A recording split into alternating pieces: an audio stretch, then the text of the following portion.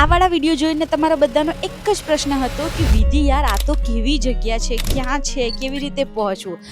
અને trust me, હું ત્યાં રોકાઈ તો મને પણ એવું હતું કે આનાથી સુંદર જગ્યા મેં ક્યાંય જોઈ નથી. તો ચાલો તમને આજે મુલાકાત કરાવું ભૂતાનના એક નાનકડા ગામની કે જેનું નામ છે પુનાખા. સૌથી પહેલા તો અહીંયા પહોંચવાનો રસ્તો જ એટલો સુંદર છે. તમે થિમ્ફુથી જ્યારે પુનાખા જશો રસ્તામાં આવશે આ દોચુલા પાસ, અને ભાઈ અહીંયાથી હિમાલયની પહાડીઓ, વાદળો, ઠંડી હવા બધું જ મનમોહક છે. પ્લસ અહીંયા આવા 108 ચોર્ટન્સ બનાવેલા છે કે જે ભૂતાનના શહીદ સૈનિકોને સન્માન આપે છે. પુનાખાની શાન એટલે કે પુનાખા ઝોંગ. આ જે ઝોંગ છે એ બે નદી છે, ફોચુ અને મોચુ, એના સંગમ સ્થાને બનાવેલો છે અને દૂરથી એટલો બ્યુટીફુલ દેખાય છે. અને અંદર જશો તો આને બે ભાગમાં વહેંચેલો છે. અત્યારે પણ ત્યાં એક ગવર્મેન્ટ ઓફિસીસ છે જે એક ભાગમાં વર્કિંગ છે અને બીજા ભાગમાં આ રીતે ટેમ્પલ્સ બનાવેલું છે. અને ભાઈ ઇવનિંગ ટાઈમે જશો તો અંદરની લાઇટથી આ ઝોંગ એટલો મનમોહક લાગે છે. One of the best place. Next પુનાખામાં સૌથી બ્યુટીફુલ વસ્તુ જોવાલાયક છે એ છે પુનાખા સસ્પેન્શન બ્રિજ. 160 મીટર લાંબો આ બ્રિજ છે અને ભાઈ બ્રિજ ઉપર ઉભા રહીને તમને જે પુનાખા ગામનો વ્યૂ આવે છે, નીચે નદી જાય છે, તમને એવું થાય કે ભાઈ અડધો કલાક અહીંયા જ ઉભા રહીએ, પણ પછી ફાટે એટલે તમારે જવું પડે સામેના છે. આ બે વસ્તુ જોઈને અમે પહોંચ્યા અમારા હોમસ્ટે પર. અને ભાઈ અમારો હોમસ્ટે જેટલી સરસ જગ્યા હતી કે ક્યાંય ફરવા જવાની ઈચ્છા ના થાય. મોર્નિંગમાં અહીંયાથી નજારા આવા હતા. અહીંયા અમને એક જામ્યા કરીને છોકરી મળી હતી ભાઈ, એટલી એક્ટિવ, એની જોડે મજા આવી ગઈ. પ્લસ હોમસ્ટેમાં રહો એટલે તમને લોકલ ફૂડનો એક્સપિરિયન્સ મળે. ચીઝ ચીલીની સબ્જી બનાવી હતી એ લોકોએ, બહુ બ્યુટીફુલ. અને સવારે મસ્ત બ્રેકફાસ્ટ કર્યો અમે આવા સરસ મજાના વ્યૂ સાથે.